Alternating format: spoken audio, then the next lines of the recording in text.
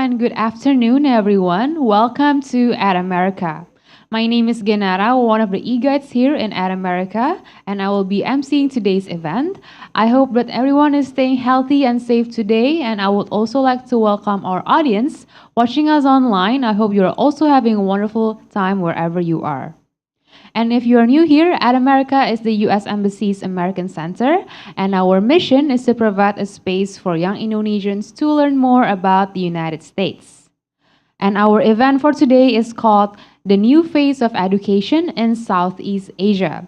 So, for those of you who are passionate or have concerns about education, especially in the region of Southeast Asia, this event might be perfect for you. But before we start, I have a little fun fact for you. And our fun fact for today is, did you know that virtual learning can help make universities and public schools more eco-friendly by cutting paper usage, food waste, and transportation emissions? And now I don't want to keep you guys waiting anymore. Let's welcome our moderator for this event, Muhammad Iqbal Darmawan, ASEAN Youth Ambassador. To Kak Iqbal, the time is yours.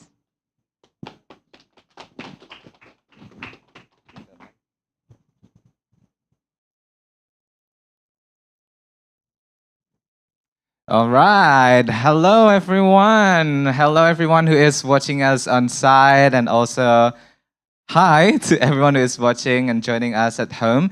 How are things going? I hope everyone is feeling healthy. In this in the middle of a pandemic, we're still in the middle of a pandemic. So I hope everyone is still healthy and then still having a great time. Although you guys are watching at home. I'm back again here in At America. My name is Iqbal Darmawan, and I'm super, super excited to be hosting today's event.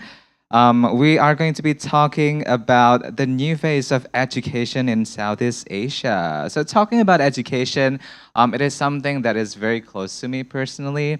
But this is also going to be really exciting because we're going to see and also talk about a lot of different maybe angle about development in education in Southeast Asia. But to begin today's event, I'm going to share a very powerful quote from Tom Freston that goes, "Innovation is taking two things that exist and putting them together in a new way." So since we are in the middle of pandemic, of course, it changed a lot of things, and one of them being in the field of education. And of course, there's so many innovation that we are actually expecting. And so to get a better understanding of what are those innovation and what can the students, if you guys are students, so that you can expect what kind of changes that you can have in school. And for those who are actually teaching, you can also expect a lot of different innovation that you can use in your classroom. Well, this is going to be boring if I'm going to stay and also stand here alone. So I'm going to invite some of our experts today. So I'm sure you guys are also very curious about who will be joining us today on site, and also several experts are going to be joining us online from home.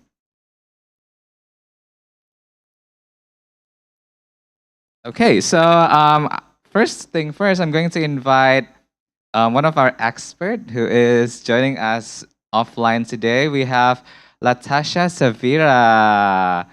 Hi, Latasha. Please join us on the stage. So Latasha is the head of education research at the Center of Indonesian Policy Studies, or CHIPS. Yep. So she is the head of education research at the Center for Indonesian Policy Studies, or we call it as CHIPS, an independent, nonprofit, and non-partisan think tank that advocates for practical policy reform. So she's definitely one of our best speakers today. Joining us online, we also have Mr. Greg Perry. Mr. Greg Perry, are you here? Hi, how you doing? Great Hi. to see you. Hi, Mr. Greg. It's great to see you online. I hope you're doing fine. Yeah, I'm doing great, thanks, and looking forward to talking about education. Thank you so much, Mr. Greg. So, Mr. Greg is the CEO of Global Service and Education. Um, He co-founded and the CEO of Global Service in Education, an independent education management service in the USA and Australia, operating across Asia and the Middle East. Joining us also online, we have Michael Clem. I hope I pronounced your name correctly, Mr. Michael. Hi, Mr. Yes, Michael. yes, that was perfectly fine. Thanks for being here. Appreciate the chance to talk and share. Thank you so much, Mr. Clem, for joining us online. So, Mr. Clem is the founder and managing director of Singapore Education Network. So he found and managing the Singapore Education Network, an alliance of education professionals and organization in Asia and beyond. Last but not least, we're going to have another speaker who is going to be joining us online, and she is Anastasia Silvia. Anastasia, are you there? All. I'm happy to be here, and it is such an honor for me to share and sit with all of the distinguished speakers. Thank you so much, Anastasia. So, Anastasia is the youth delegate and track lead of Unity 2030. So, she is a market research analyst at ILO Consulting in Thailand and also youth delegates and track lead at Unite 2030, a registered nonprofit organization based in the United States. So, we have all of our speakers introduced, and without further ado, let's have a talk with them. So I'm gonna be sitting next to Latasha. Hi, Latasha. Hi, Iqbal. How are you? I'm great. How are you? It's really nice to see you offline here and also joining with all of our speakers that is online. Hopefully, it's not going to like degrade all of the talks. So hopefully, we're going to have something intense today. Yes. Hopefully, also interesting for everyone to watch at home. Mhm. So maybe before we start, I'm going to talk about like the general thing about the education, especially the development of education in Southeast Asia. So maybe we can talk about a little bit about your background, as because previously some of our speakers also talk about their backgrounds in education field. So why don't you start with your background first? Okay, my background. So I'm the head of education policy research at the Center for Indonesian Policy Studies, also known as CHIPS.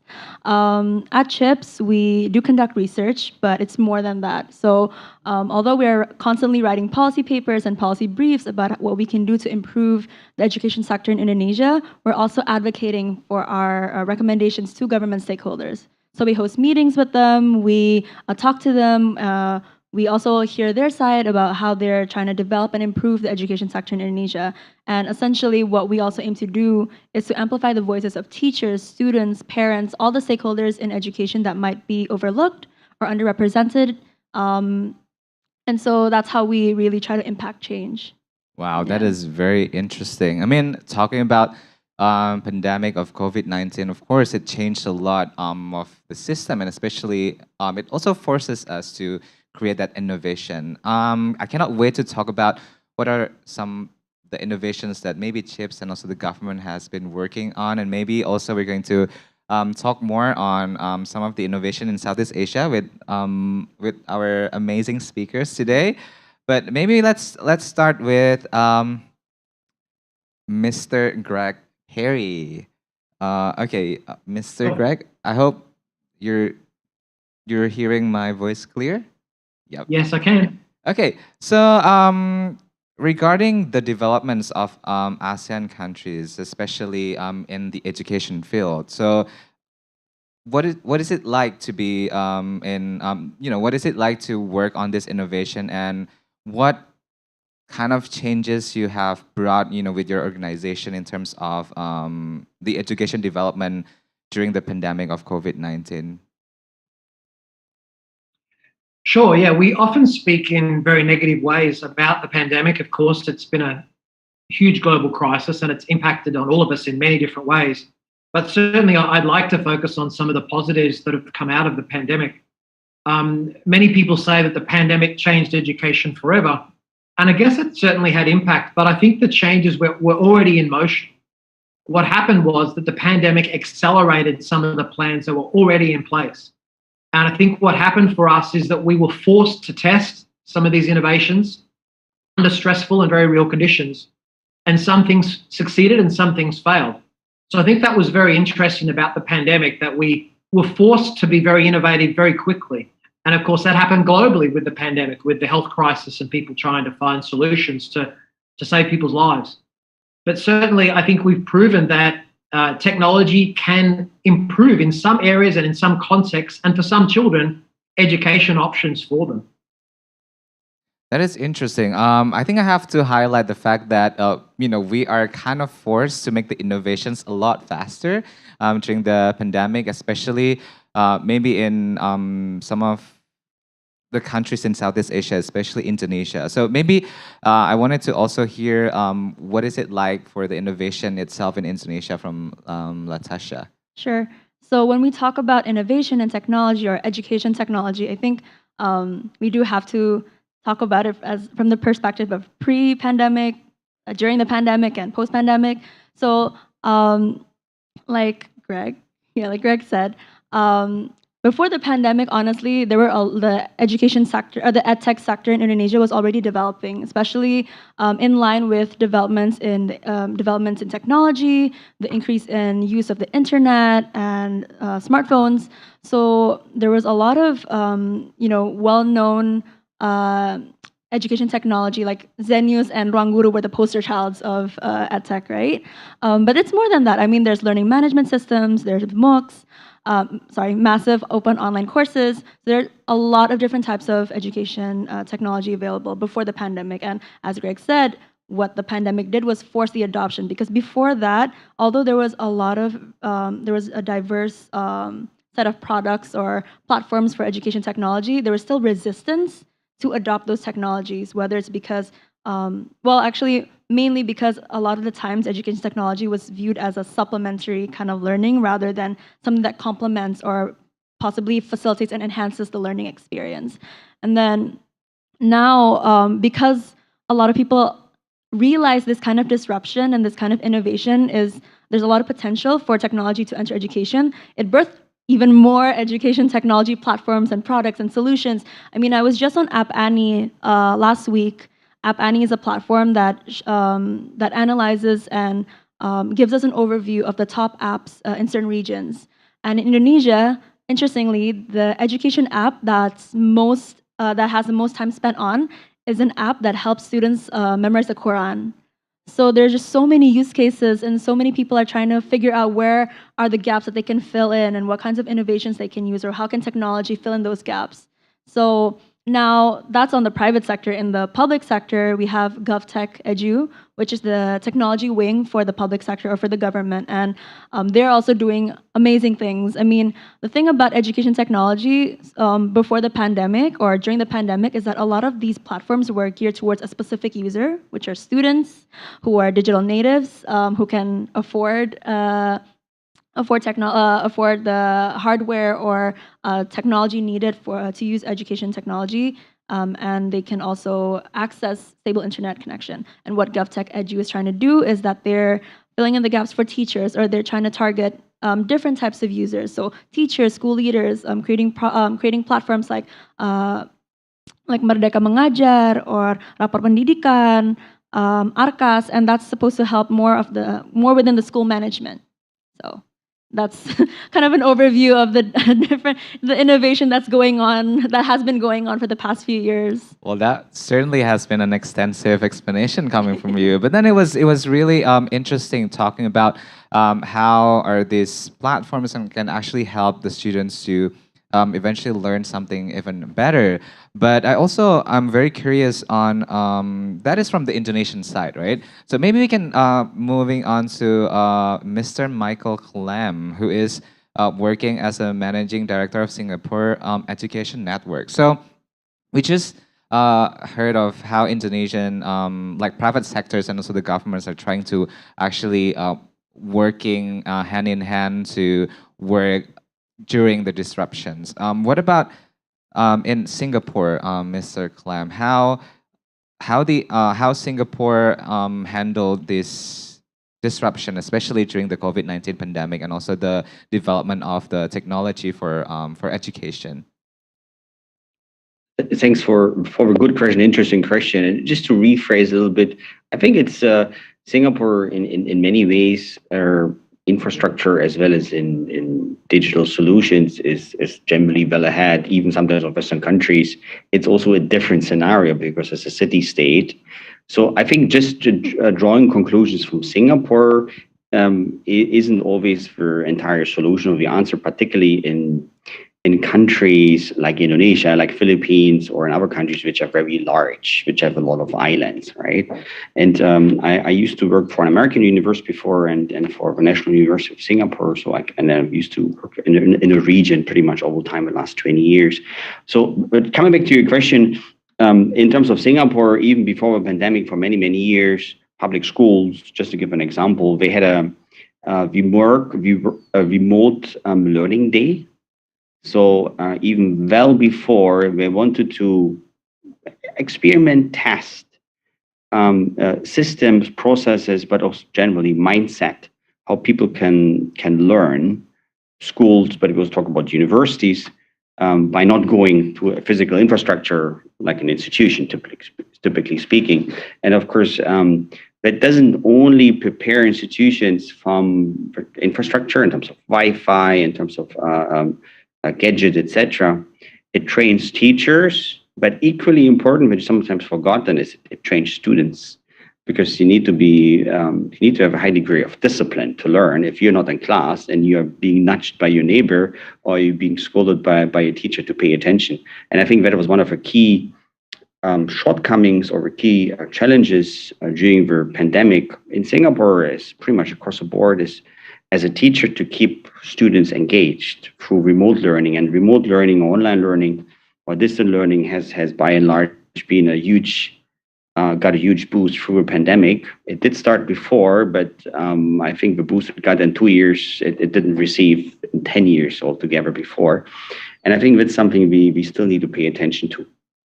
Yeah, I mean, I also agree with that because, like, especially with all of the innovations and also the integrations of technology with the education system, a lot of students are actually, maybe they don't actually experience like physical interaction with their friends or even with their teachers. And yeah, I mean, I also wanted to highlight with all of the disruptions that they have, like, because at schools they can be easily disciplined by the teachers or like the educators, but somehow when it comes to their own environment, it is a little bit challenging for them to actually discipline them that way. But I also wanted to ask Anastasia, as the youth delegate and also track lead of Unite 2030, and also someone who is studying international development studies at Chulalongkorn University. I think Anastasia is also quite familiar with how the education system in Thailand has been running so far. So, in your opinion, how does other ASEAN countries like Thailand facing with this kind of disruptions or problems, or like the integration between technology in education? Oh, thank you very much. I agree with Greg said. Pandemic has become a golden chance for Thailand to speed up the adoption of digital technology into education sector, and this pandemic has fostered Thailand to adopt and force like some schools outside the Bangkok to adopt a blended learning. And then, but basically, Thailand has been starting to develop technology to education to support the adoption of an Eastern Economic Corridor. This pandemic has made them adopt a teacher to use this. I happened to visit one school that has to shift like to project-based learning during the pandemic, and it is really remarkable. Like I'm very impressed like how the teacher try to learn how to adopt the technology in order to help the student for education in Thailand. And then lately, like the Thai government has launched EduBox, So basically, Education Sandbox is like a project by the Thai government to targeted several schools to adopt technology into their learning system. And if they are successfully do it, they can multiply, help the other education institution to adjust with these changes actually. Wow, that is very interesting of how supportive the government is, especially to provide like a platform for the schools and maybe teachers to familiarize themselves with the technology and how it is integrated in their education system. Thank you so much, Tasha. But I think this is the very another questions that we need to address, especially for the general parts in education system in ASEAN. Maybe I would ask Latasha first. So other than like the disruptions or maybe like challenges that we faced in our education system, maybe like in Indonesia, maybe some of them are being like the maybe like the what is it like the unequal what do you call that like the infrastructures The and digital everything, divide. the digital divide for some of the places in Indonesia or maybe some of the places in Southeast Asia too. But other than that, what are some issues that need further to be focused on and to especially prepare the youth in ASEAN countries to face the future of education? So, what do you think? Um, right now, I think the priority is still in technology disruption. One of the key, I think, one of the key things that we still really need to work on, and again, I'm sorry, this kind of goes back to technology and disruption, but we do have to really focus on the issue of digital literacy. Right now, it's inevitable that young children, students are going to interact more and more with technology. And like I said, they're digital natives. So for the most part, they can actually navigate a hardware or technology, but they don't really, they still lack in that mindset of how to use the technology in productive ways or to be reflective in how they use technology. And unfortunately, tech has not been immune to cybercrime and the misuse That's of true. personal data. And so we do have, in the works, laws to protect personal data, but they haven't been formalized. So on the other hand, what we can do to protect the users, especially young children, is to equip them with digital literacy. And how that happens in informal schools is, for example, equipping them with critical thinking, teaching them how to really be critical about what they're reading, critical about what kind of information is presented to them, so that eventually they're going to be quite susceptible to hoaxes they read online, and eventually, hopefully, they'll be more aware and more careful about how they share personal data online.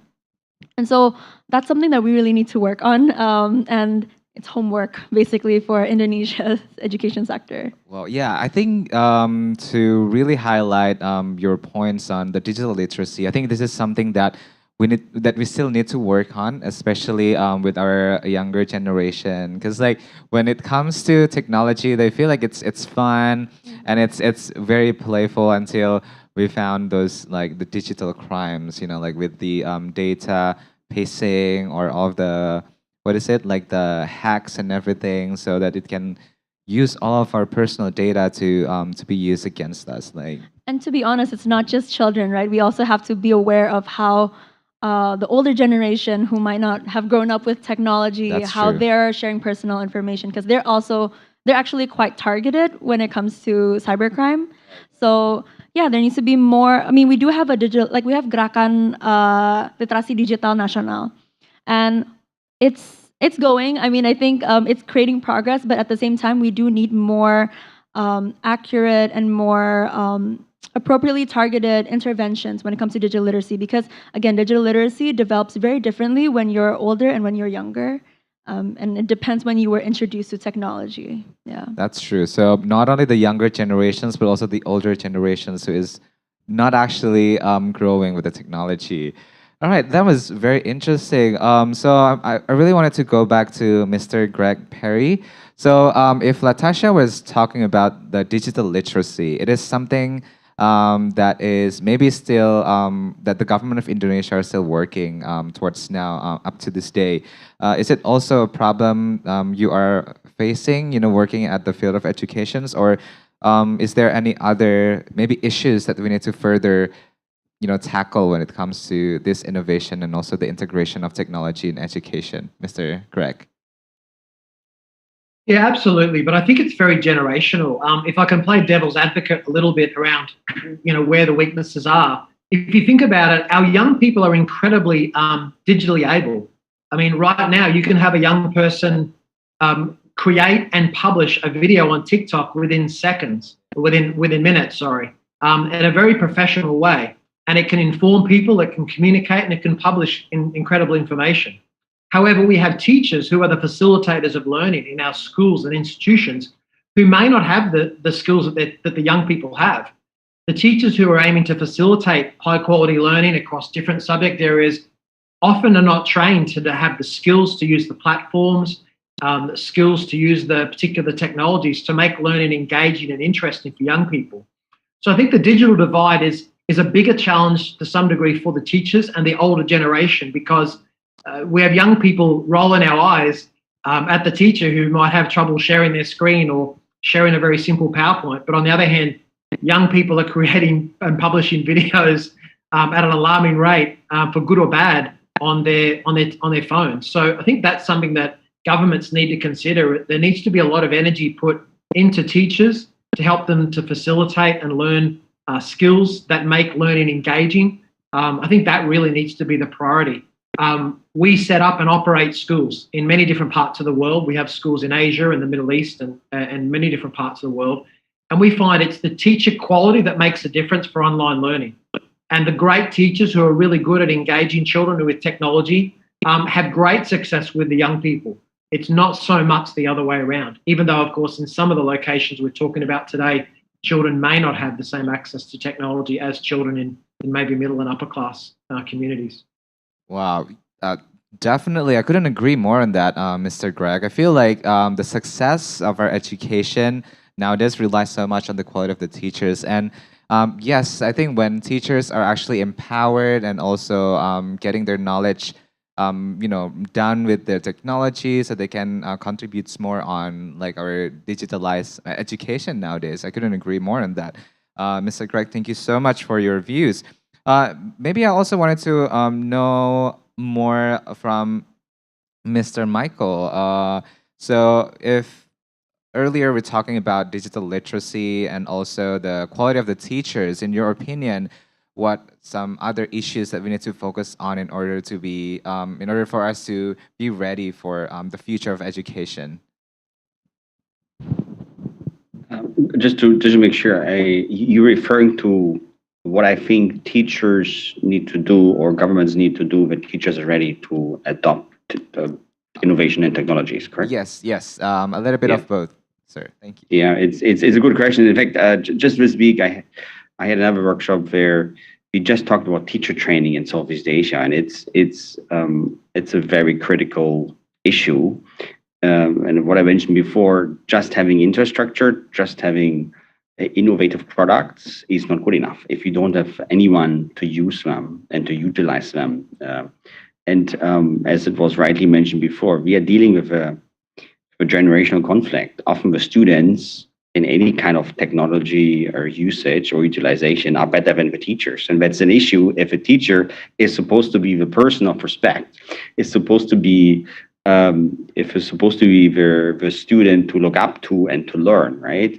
And of course, that sometimes undermines credibility of a teacher. And another issue, and some countries are better than others, is teachers.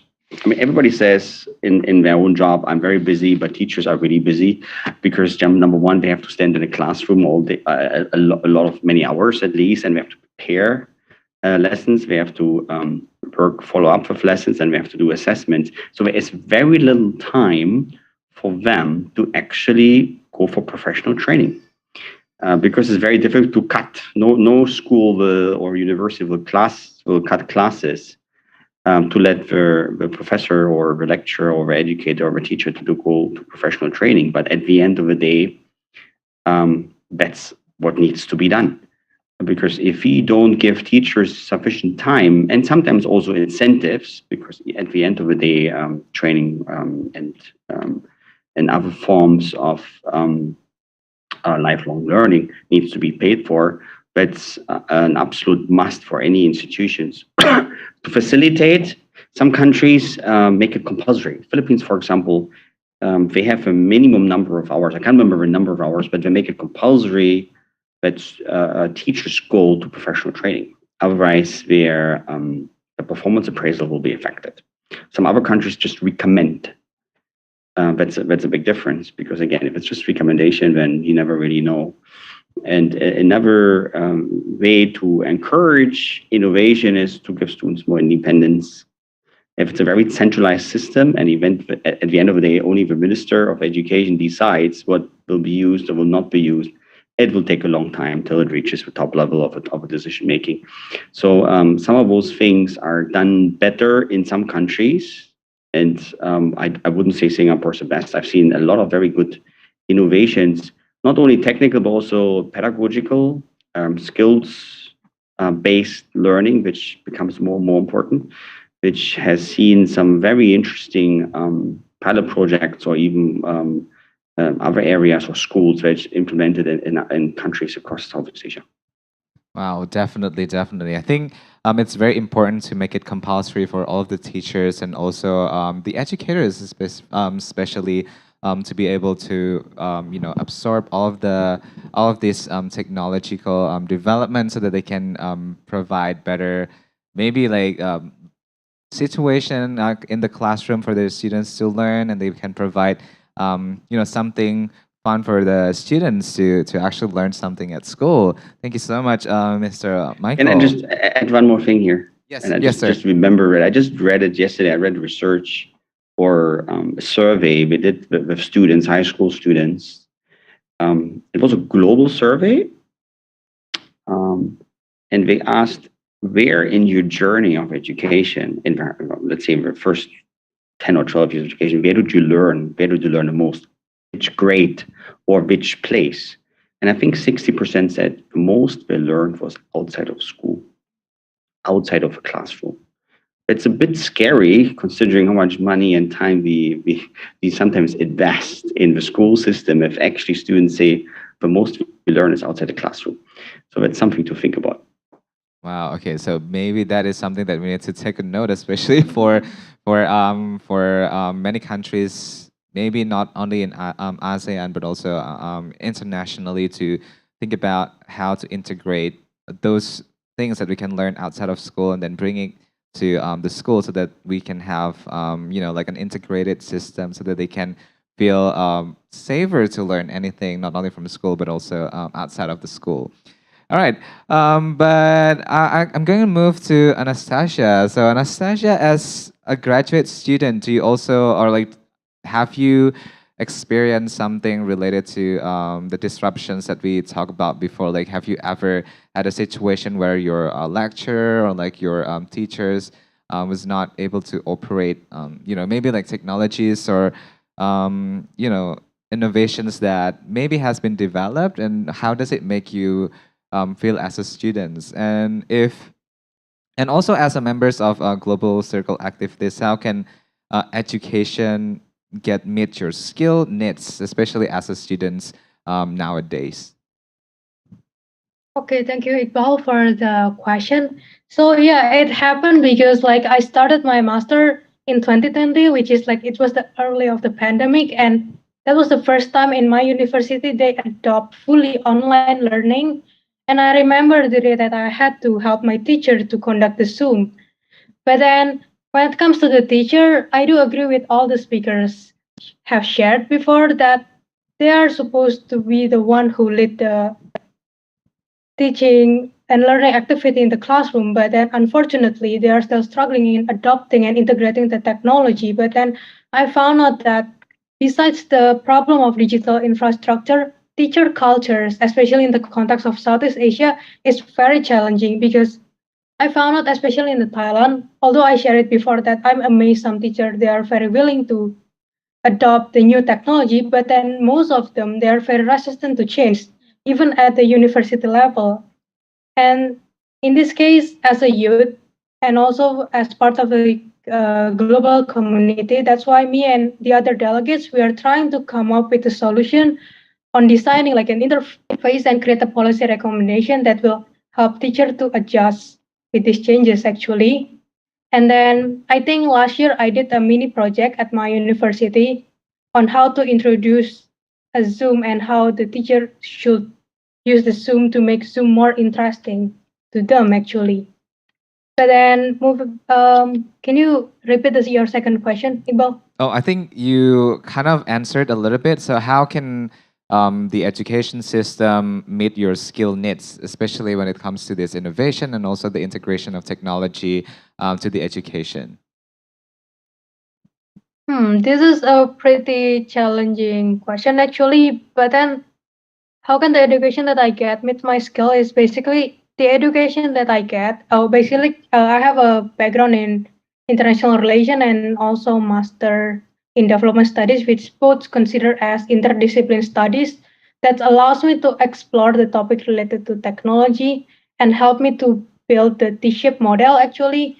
So basically, the education that I get is not directly help me to adjust with the skill that I need, but it allows me to build my T-shaped models that help me to build the skill that I need now actually. And then does it support the future skills that I need? Yes, actually. So it's kind of like learning it by doing. So like you kind of like find what what are your needs as we go to like diving deeper into this situation nowadays. So it's like learning by doing basically. Thank you so much, Anastasia. But let's go to Latasha again. Latasha, based on your data or research from the Center of Indonesian Policy Studies, where do you see the ASEAN education position, or like maybe Indonesian education position? Okay, I think when we talk about position, though, I think we tend to think about it as ranks or in terms of ranks. Like, for example, what is our PISA scores, right? And if that's the case or that's what you're asking, yeah, Indonesia is usually around the same as Philippines, quite far below Malaysia, even further down below Singapore. But if we're talking beyond that, or let's say like what our Ministry of Education is trying to direct education moving forward, it looks like they're refocusing education. I think if you think about education systems, it's like an iceberg, right?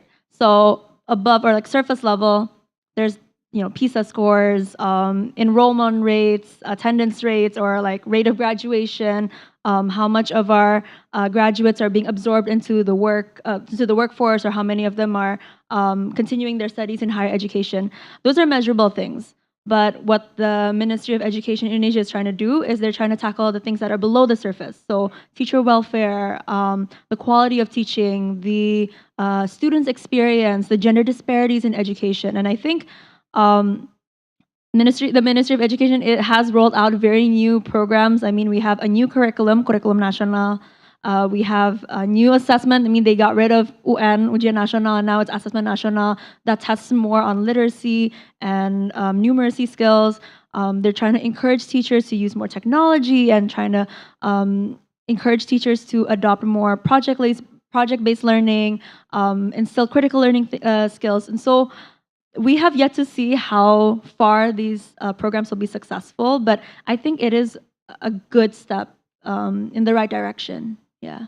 Amazing. I think that, hearing that I certainly have like a positive hopes towards, our education system moving forward, especially, you're right. When we talk about position or like education system here in Indonesia, it's obviously about those iceberg, but then below that is something that we need to further tackle down, and I think the Indonesian government is doing that. Yeah, and hopefully once we tackle those things below the surface, it's gonna rise up to the surface level. It'll reflect in things like our PISA scores and enrollment rates and whatnot. Thank you so much, Latasha. Oh, that's interesting. Let's go to Mr. Greg Perry again. So, Mr. Greg, as a person who experienced like the expert and who has a success in establishing education institution that met or like exceeding the international standards. How do you see ASEAN education quality compared to, you know, the world or like the international as a whole? Sure. Look, my background is mainly in international education across Asia and the Middle East. So if I can speak to that, I mean, certainly Asia has been a leader globally. If you think historically, I realize that Dubai now is an expatriate center for the Middle East, but Asia has been an expatriate center for international education for decades. And when within the industry, when you think about what are the best schools in the world, international schools in the world, we certainly look to some of the schools in Asia, and without naming the names, I mean, some of the finest schools in the world exist in Singapore and Hong Kong, Japan and Korea and Bangkok. So certainly within Asia, they're world leaders in best practice within the international sector. Obviously, you know, the PISA scores have been mentioned, and Singapore has been very successful in the PISA scores in recent years. I don't use PISA scores as the only judge of quality education, though there's much more to education than just that. But they are an indicator of the ability of a government and a schooling system to achieve excellence in terms of those traditional academic areas. I think what we need to remember, though, is that there are so many other areas that we need to consider are important in education. I think China has proven that they can be very successful at being adaptive. They can be very successful at innovation and design. Obviously, Asia has a reputation for being a world leader in maths and science. We can all tell stories about the incredibly intelligent Asian child that was fantastic in mathematics and science. But of course, then the next step is, what did they do with it? What impact did they have? Because they designed something, they were innovative, they created something. I think that's the area that we need to consider is it's the application of academic skills. Children need to be academically smart, but they also need to be able to apply it in practical, real situations and really have impact and make a difference. And I think that's what Asia is doing more and more of. We're seeing young people have greater impact across the world because they apply their traditionally academic skills in unique global contexts. And I think that's the impact that the future will have. Wow, thank you so much, Mr. Greg. I think I couldn't agree more on that statement, because a lot of, I think our students now, maybe seen in Indonesia, like they chase after the scores, which maybe sometimes they don't quite reflect it to the their daily life. And I think to be able to implement those things that we learn at school and make an impact in their community is something that we also need to enforce to the students to believe in, so that they're not only focused on the scores, but also how does that knowledge can be applicable to their daily life. I think I couldn't agree more on you, sir, on that. Thank you so much for that statement. Also, maybe I also wanted to ask Mr. Clem, who is also an educational professional in international education. How do you see the current situations? Maybe like earlier we were talking about how the position of the ASEAN education system in the world, but maybe let's talk about the quality of education in Southeast Asia. Where do you think our position in international level at the moment, sir? Thanks. Very, very good and very interesting question. And in fact, we all were educators probably can talk about it for hours. And in this context, I also want to just mention that I fully agree with what Greg mentioned, and it kind of feeds into my question that, well, Singapore has very high PISA scores, but it's generally in the more secondary school level. But when it comes to innovation, when it comes to entrepreneurial skills, when it comes to areas like resilience, which are critically important when a student joins the workforce, then suddenly that ranking in terms of PISA scores isn't that important anymore. Or let's put it that way, when employers are not that happy, for example. And when you mention or when you ask about quality of education, it's difficult to put Southeast Asia on one basket. It's too diverse. I mean, number one, Singapore by and large stands out for various reasons. Other countries have made huge gains. Malaysia, Indonesia, and I would say also particularly Vietnam. And when in addition, quality of education, I think we're public school system, particularly grade 1 to 12, as well as higher education, and then continuous learning on lifelong learning, right? These are three very different segments. In terms of literacy skills, in terms of science skills, I think all countries in Southeast Asia have made great gains. If you look back the last 10, 30 years, there's no doubt about it. Higher education, we are pockets of excellence where countries specifically invest heavily in terms of research as well. Thailand, certainly. Lifelong learning is another segment which is sometimes overlooked, but it's an extremely important area, and we are all professionals. We know how difficult it actually is, even as an educator, to keep yourself abreast with the latest developments to stay relevant as an education professional, right? So having said this, I think there are more efforts needed, and quality education is not entirely but largely driven, come back to the same question, by the quality of teachers and educators. And they need to be well paid. And that happens in some countries, but doesn't happen in other countries. Where being a teacher is like a third, fourth, or fourth option of a professional. It needs to be a recognized, also well incentivized profession to be. And I think that's very important. In some Asian countries or Southeast Asian countries, teachers in the public school system, they need to have a second or third job. They pretty much live from giving tuition. And I don't think that's a very good sign for an education system. So I don't want to go further down this road, but there have been a lot of efforts in terms of basic infrastructure, and also in terms of literacy and maths and science skills. But there is still some way to go to catch up with very established and well-known education systems. Singapore is one of them, but we also look at Scandinavia, in particular Finland, Sweden, Norway. Those systems are definitely well ahead of most countries here in Southeast Asia. Wow. Okay. So I think, yeah, I also agree with that statement on how the welfare of the teachers and also the educators plays an important roles on how to motivate, this, these great brains to be the like the trainers or the educators for the students. Because let's say when it comes to the teachers' welfare, then by the time they they knew that being a teachers and educators isn't paid well, they kind of like make it the hesitance to actually took that path, which literally also like demotivate a lot of bright people to eventually contribute to the education system. And I think to think about that is also one of the things that a lot of countries in ASEAN still needs to work on, and to be able to enforce for like the future educators and also teachers, and that is also has a close relation with the quality of the educators itself. So thank you so much. If I can add, yes, it's not just the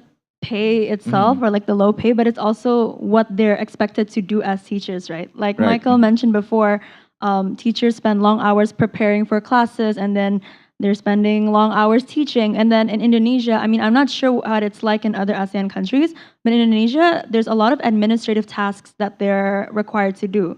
So collecting tuition, doing what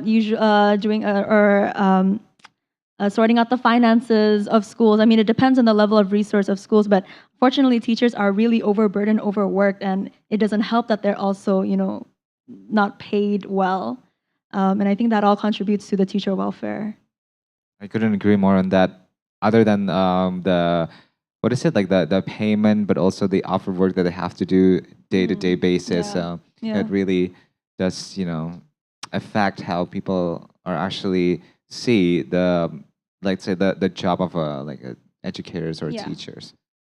Interestingly enough, okay, maybe moving on to Anastasia, who is experiencing education outside of Indonesia. So as someone who is experiencing education in Thailand, could you share with us learning from the best practice of education in Thailand, and how does it different from Indonesia?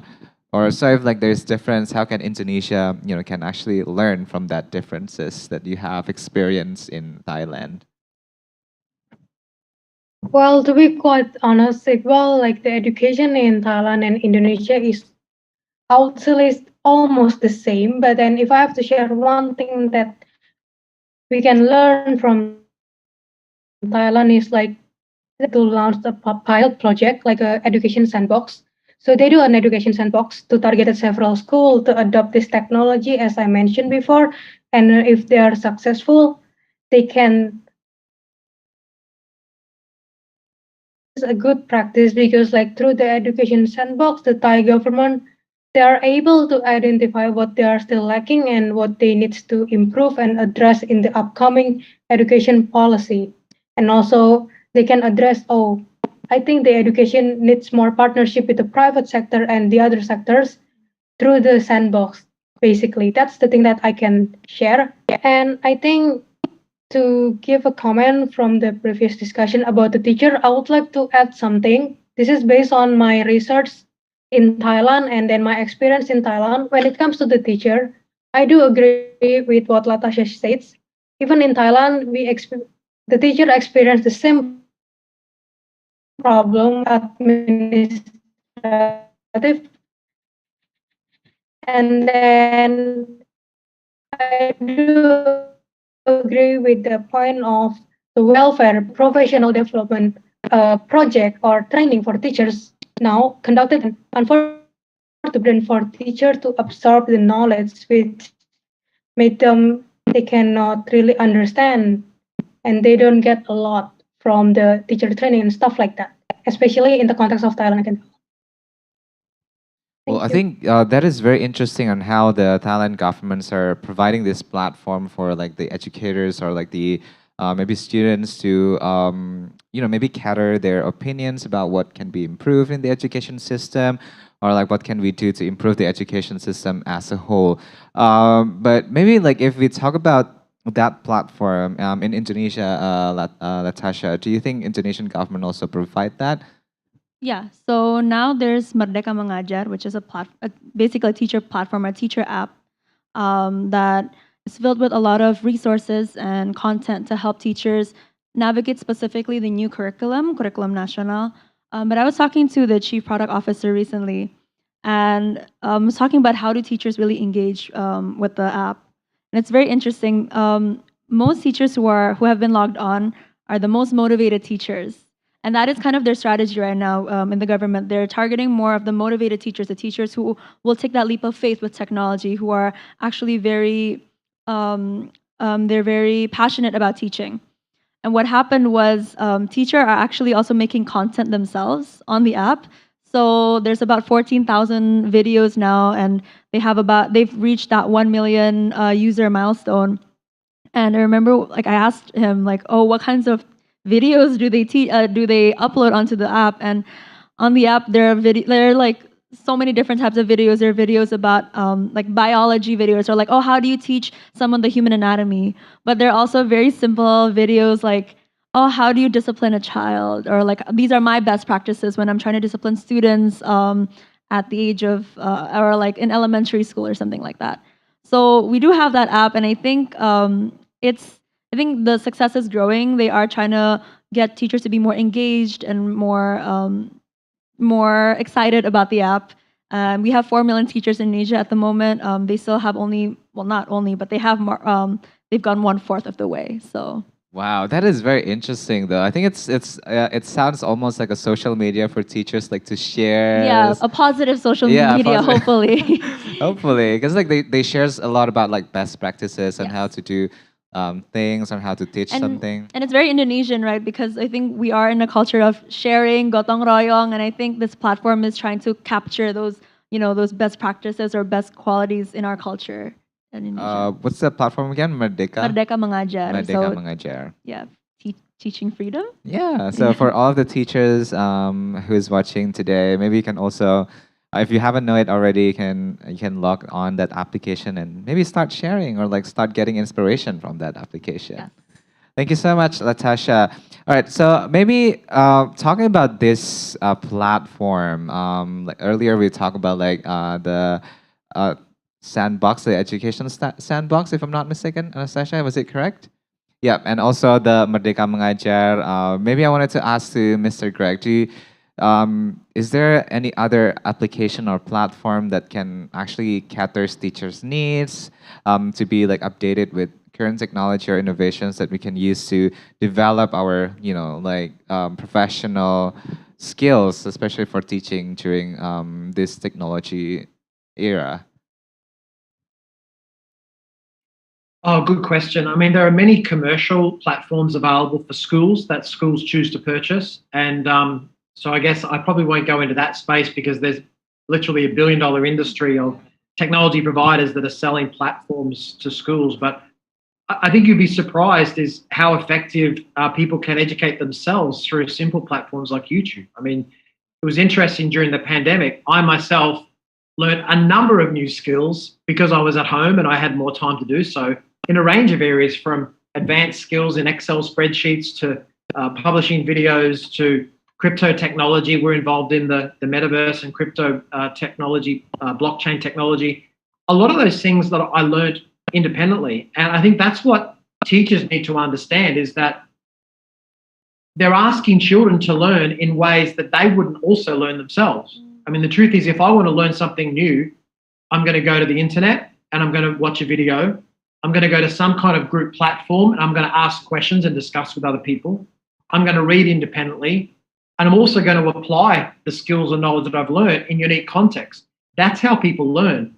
So I think if you're looking to learn new skills, of course, there are commercial applications available that you can pay money to use, but you can seek out and find information in your own way. They call it hack schooling, the shortcut to finding information and being able to apply it. Bill Gates said many years ago that he doesn't believe textbooks should cost any money at all, because all information is available already on the internet. It's just that it's not organized in a particularly useful way. And that's why Khan Academy has been so successful, because they worked out ways to gather the information and make it available to people in a smart way. So obviously Khan Academy is another great platform that doesn't cost lots of money, that's free, generally speaking, to most users.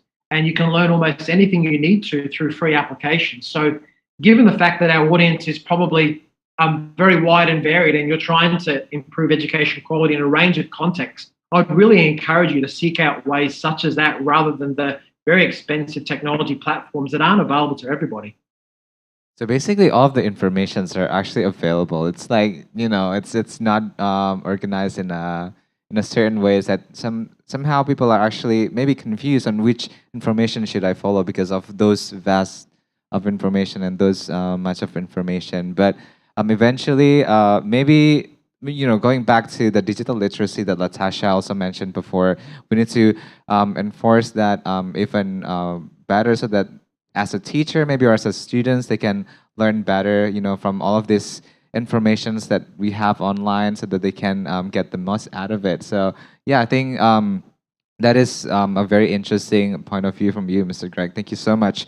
So maybe moving on to Mr. Kolam on the availability of this platform, and also it was like we see it from the private sectors. Now maybe like based on your experience working with several universities or like maybe institutions in some countries, how is the education industry in Southeast Asian countries, both from students' perspective and expert observer? Is it like fulfilling the students' need at this moment?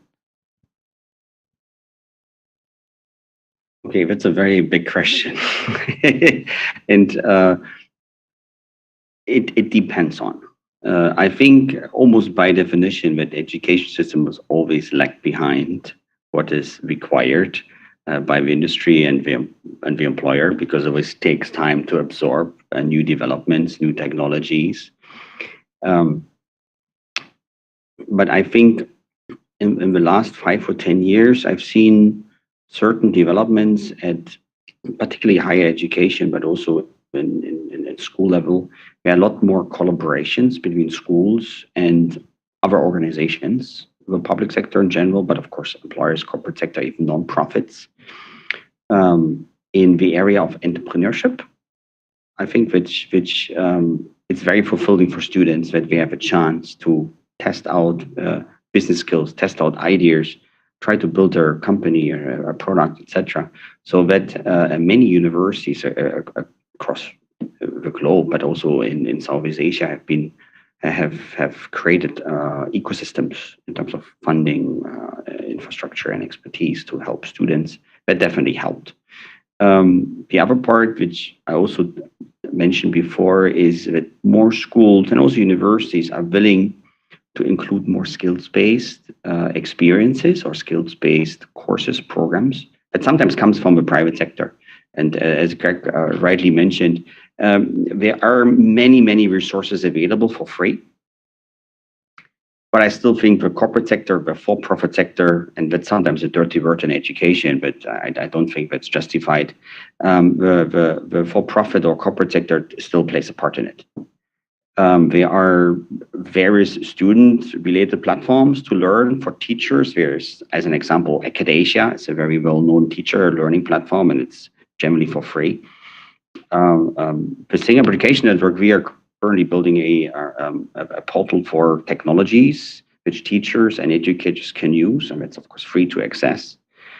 So they are sometimes there's an abundance of opportunities, and as a student or as an educator, it's sometimes even too much available, and you don't really where to start. And the second problem with an oversupply, I would say, of platforms and portals to learn is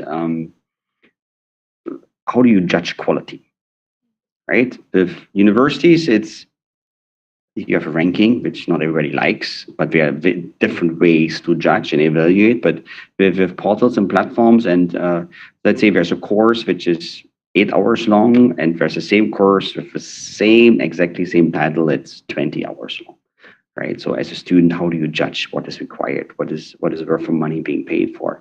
So I think there needs more government or non-government related certification or evaluations to really put an official endorsement or a stamp of approval to those kind of platforms.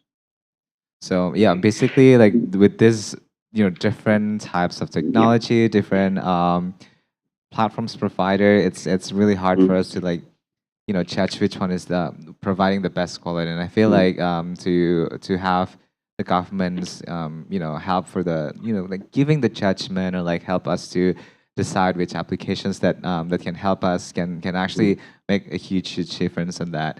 But let's move on to Anastasia. Can I just one second?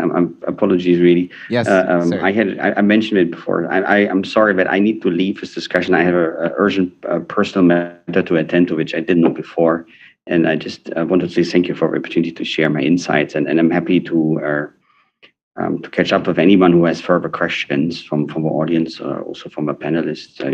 You see the company, and you can contact me with contact details on the website. So apologies, I need to say goodbye, but I wanted to say I really enjoyed talking and listening to the other panelists as well. Thank you so much, Mr. Michael Clem, for joining us today. Later on, if everyone's at home who is having a questions, you can still send us through our social media, and then maybe after that we can give it to our experts today. Okay, thank you. Okay, thank you so much, Mr. Clem. So after this, we're going to have a session with the Q&A with the audience at home, and also maybe some of the audience here. So we can actually have the questions online, and then all of the questions that have been sent to the team will be asked later to our experts today.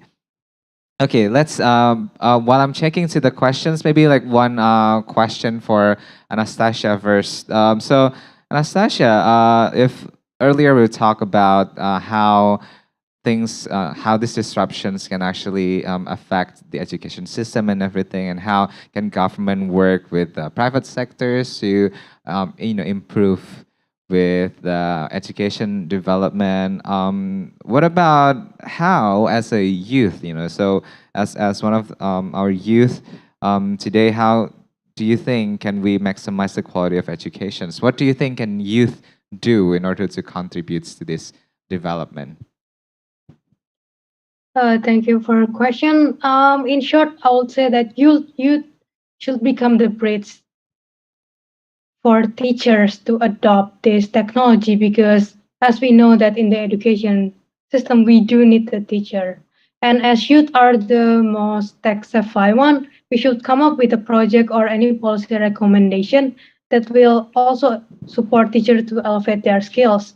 One of the example, this is still an upcoming project, but I'm working on it with the other change makers from a different country in the Unite 2030. We would like to come up in creating an application with a user interface that is very user friendly for middle aged and older people, so we can try to socialize how to use an online platform with a more like a user friendly for them. Because in my opinion, like as a youth we should embrace the change, but then we shouldn't left them out. And then furthermore, like as a youth, I think what we can do is like giving a policy recommendation from the youth's perspective, because we are going to be the future leader. And I believe that some youths, we do have like a very fresh idea that can be useful to improve the policy, not just in Thailand, but also in the Southeast Asia country. And then a piece of advice from the youth's perspective, I would really encourage to all of you to join a global community and build your network, because it is really useful to learn from the best practice and to get a different point of view that will help you to come up with a project to support the integration of technology in the education. And on top of that, and if you have the chance to study abroad, I would say like that will help you to broaden your perspective, but also contribute to more insight how we can give a policy recommendation or a project to support the integration of technology in the education system. That's from me, basically from the youth perspective. Thank you so much. So the youth can be like a bridge for our government and also the policymakers today, yeah? Can provide like policy recommendations and maybe like help for educators to work hand in hand on how to improve the education system together. Okay, so after this, we're going to have a Q&A session with the audience. Maybe, but I need help for the questions since it hasn't, okay. So it hasn't been here, but maybe while waiting for the questions, we can have a chit chat first with Latasha. So Latasha, like if, you know, quoting from Anastasia, that like the youth has to be the bridge for for the policymakers and how can we contribute to the education's development nowadays. How do you think the role of Indonesian youth nowadays, do they actively participating in these developments as well? Yes, I think with the growing use of technology now, the students and the young generation has a platform to actually speak up on issues and speak up on the ways they wish or they would like education to move forward. I think one example could be, for example, like the women's or girls' experience in education. I think Indonesia has been doing fairly well or has been improving in terms of ensuring that girls are in school. But unfortunately, their experiences within schools are still, there's still much room for improvement, right? One example, like I remember reading, I think it was a blog or a book about a girl who was talking about, women in STEM or girls in STEM. This girl, she went to a vocational school, and unfortunately, she was completely judged because she was majoring in something very technical. I believe it was electric engineering or something, which is still a gender. It's quite a gendered subject, right? A lot of people think that, girls, they belong in certain subjects. Men are more likely to excel in other subjects. And I think now with social media, with technology, these girls have the platform to actually speak up on their experiences and demand some sort of change. And I think in the long run, it could trickle down to change to certain changes. I mean, now we have certain laws that actually protect girls from discrimination, from sexual violence. And again, still we have a lot of homework to do. There's a lot of things that the government needs to do. But yeah, I think the young generation we do have more of a we do have more channels to speak up for change now. I think a lot of younger generation now have more like not only power but also like this, like belief in themselves that Yes. their voices also matter. So Yes. I feel like that is a very positive progress coming from like youth participations. Yeah. for And they're today's- growing up with the technology, so they're getting more used to speaking up. I think like younger generation is now more than ever very vocal about what they want, right? I think like my generation, we were still trying to navigate this new kinds of technology, but the younger generation, they're just living with it, and they're just, I feel like they're even braver to speak up. Yeah. which is a very positive one. Hopefully, they're also using their voice in a positive matters too. All right, thank you, Latasha. All right, so we have several questions coming from our audience. Maybe I'm going to ask the first question to Mr. Greg. So we have a question from Nadia. So Nadia was asking through Twitter, and she wants to know if you're looking to the new phase of education, how optimist the speakers or Mr. Greg is with the development in Southeast Asia, or like maybe in general, sir. Yeah, thank you, Nadia. To be honest, I'm very optimistic, and if I could, refer back to what I said earlier about the pandemic, we all got very depressed and we got very sad about the obstacles we were facing and how challenging it was, and it was a global crisis. But I think our next generation are going to be the students who are going to be most successful of our current and future generations are the ones that can embrace change and to see these crises as opportunities for growth and to be inspired by things that can change. I mean, there are some incredible new developments that have come out of the pandemic, and the next generation will be able to focus on. I mean, there's been major new developments in blockchain technology, cybersecurity, employment opportunities. There's certainly, I use the TikTok example, there has been the video production industry has accelerated in recent times. Who would have thought now that there'd be a massive demand for people that can produce videos in marketing has now changed. There is a big focus on video style of marketing. So I'm very optimistic about the future. And as I said, I am an educator and I care a lot about academic results, but I care mostly about impact. I care mostly about people that can go on and make a difference. And technology is allowing the world to become smaller. It's allowing us to have better and stronger and authentic connections between people of different cultures. And it breaks down barriers with language. So I'm incredibly enthusiastic and optimistic about the future. I think that we will have a better education system in 10 and 20 years' time than we had in the past. Certainly, I'm a traditionalist in some ways. I like proven evidence as to why a technology works. I like to prove using evidence as to why a teaching strategy is better than another one. But certainly, I think that we're accelerating towards a better plan and a better education pathway for sure. So definitely the hopes is there, yes, sir. We have a lot of innovations that we are expecting coming up, and hopefully it's also going to, give a positive development and enforcement to our educational system. So yeah, it's hopefully it's a new hopes for our education system, basically.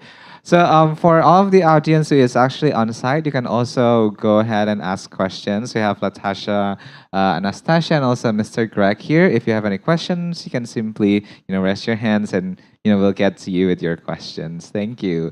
But I also wanted to know from the youth perspective, Anastasia, how do you see, or like what do you have like a hope? So like, do you think this is a positive things that we will have coming up in the next like 10 to 20 years, just like what Mr. Greg said earlier? Yeah, I'm pretty sure that in the next 10 years, like I still have a hope for the education. And then I believe that the more the youth contribute, the more like the change can be faster, actually, because I personally believe the change should come from the youth as well, not only from the teacher and the government. That's from the youth perspective, I guess. So I believe that like youth involvement is very important, because maybe nowadays like youth tends to be overlooked or like not really like catered when it comes to opinions or like thoughts. So I think being able to be involved in the decision making, or like having yeah, like contribute in the policymakers can actually create a big change maybe, yeah, for our education system. What about you, Latasha?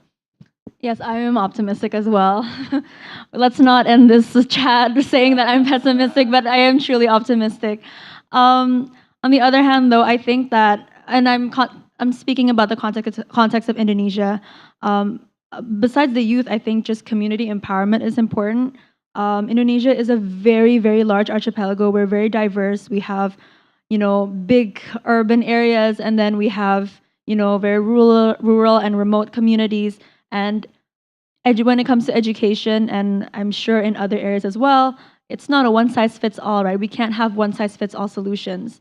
So I think figuring out how to create policies, interventions, programs that are very appropriately targeted to the local context and local needs are important. I think education is also valued very differently in different parts of Indonesia. In some areas, again, like academic outputs or grades are very important, but in some areas, what's valued from education is that you learn, very practical skills that can eventually help you sustain a life, and build a family. And there's just different types of education that we also have to appreciate and we have to acknowledge. But yeah, I am optimistic.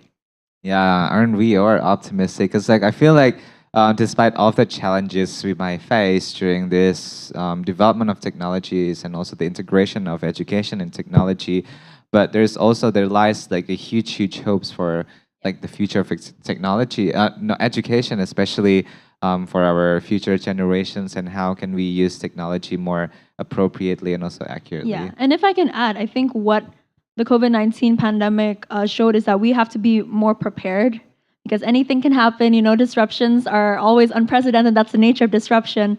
So I think we are learning from COVID what we really need to change, what needs to be reformed in order to be better prepared for, hopefully there won't be another pandemic, but what's to happen, coming, or what's going to happen next, and to be more resilient and more adaptive and flexible. Adaptive, flexible, resilience, and also like be ready for any kinds of change or like situations that we never expected before. So yeah, that's true. Okay, another question comes from Fajri Alhamdi, and he wants to know. Oh, it was a question from YouTube. So maybe we can go to Mr. Greg again first. So, Mr. Greg, in your opinion, what is the biggest challenge for teacher in today's situation? Yeah, as I mentioned earlier, I think it's really tough for teachers. The pandemic has been particularly stressful for teachers. There's been a lot of impact on teachers during the pandemic period. We know that many teachers chose to leave the profession because of the stresses that it caused. I think one of the key challenges is teachers learning to engage with technology in innovative ways, as I mentioned earlier. I think there are some specialist skills that they need that they don't currently have. I think that's really important. I think that teaching has always been the challenging profession.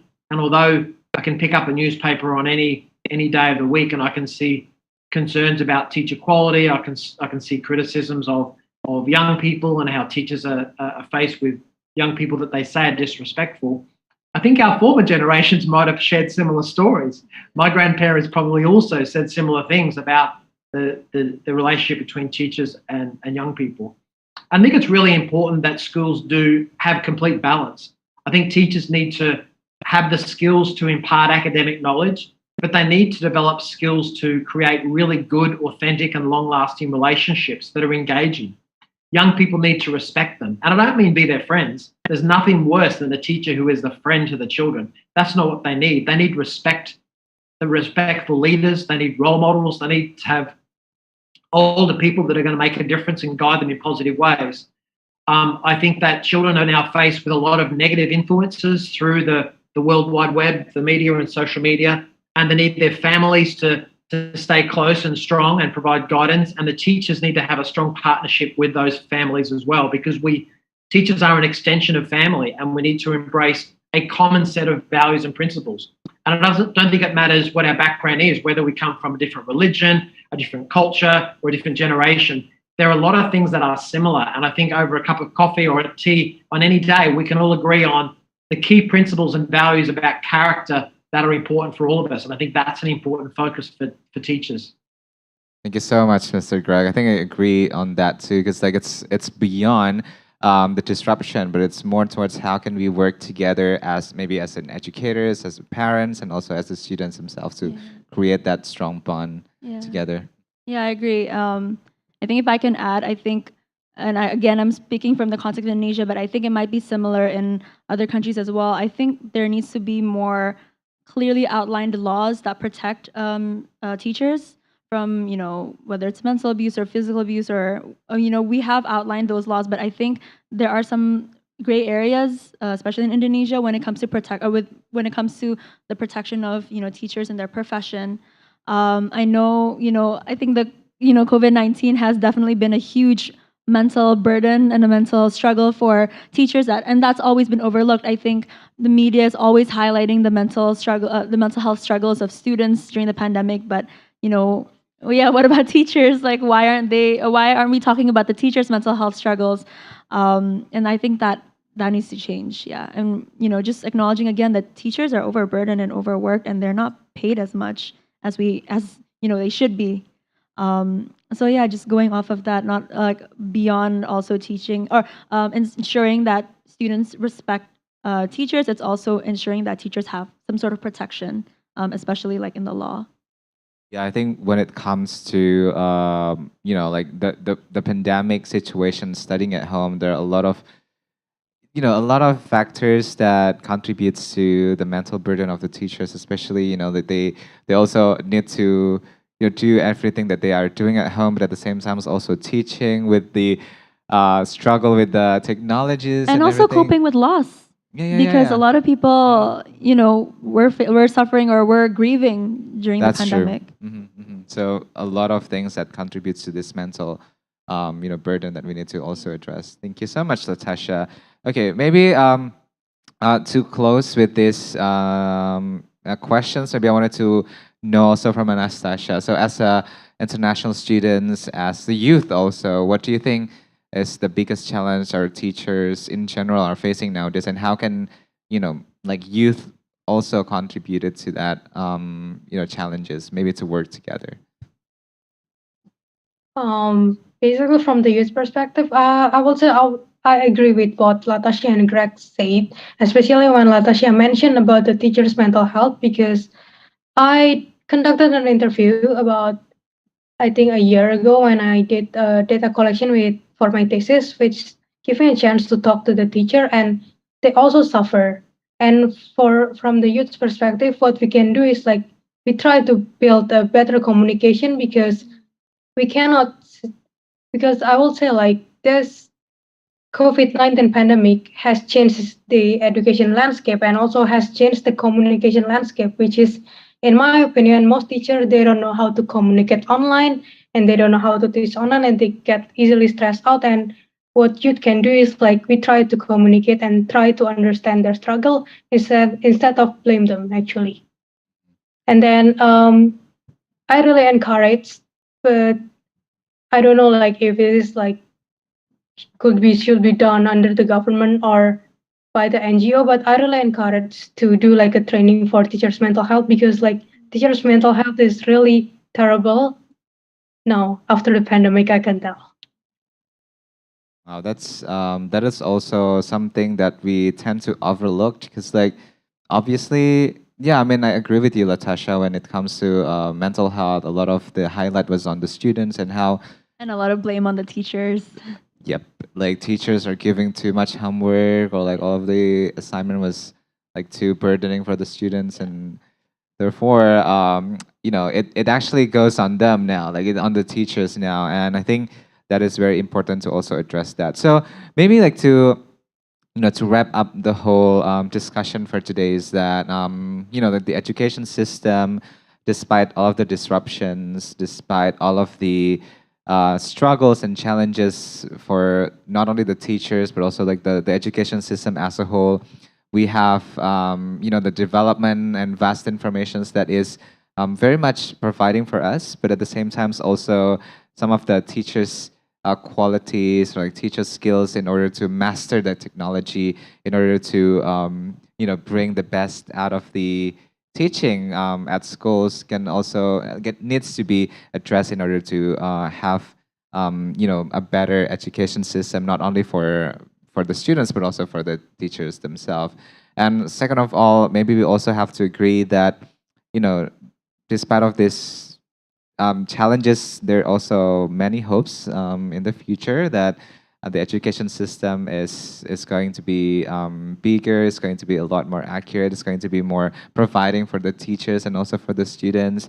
And I think more importantly, we also needs to collaborate, not only, I mean, like during this pandemic, this is the era, and right now this is the era of collaboration. So not only that we need to work hard, but also we need to rely so much on the collaboration so that maybe youth can actually involved in the policymakers, and teachers can also work hand in hand with the young generations to create something and to innovate on something bigger in the future, so that more teachers and students are happy with their educations and they can learn so much more later on in the future of education. So I think with that statement, I would like to say thank you to Mr. Greg Perry for joining us today online. Thank you so much for this, for your amazing insight on the education, like international educations.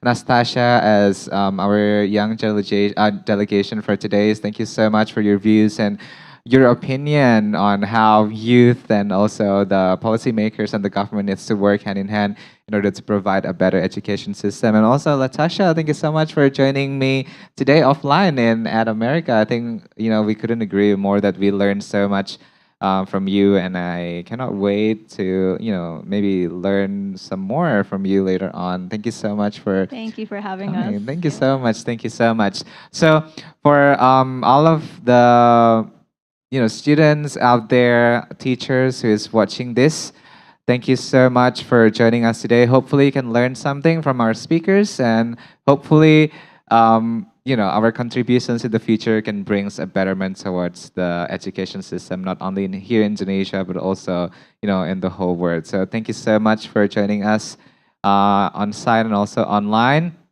My name is Iqbal Darmawan, and I'll see you again on the next episode. Thank you so much. I'll give it to the floor director. Thank you.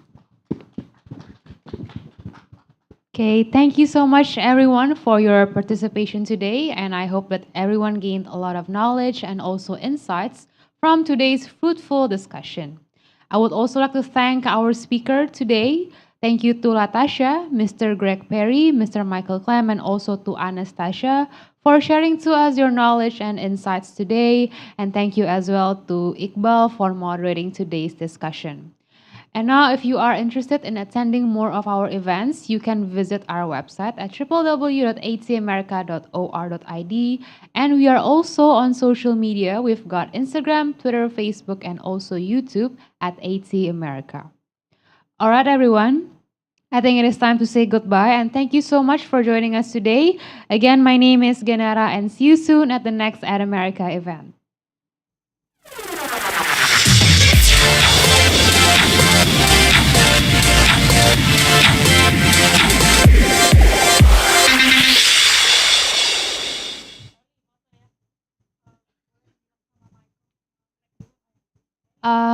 Now we're going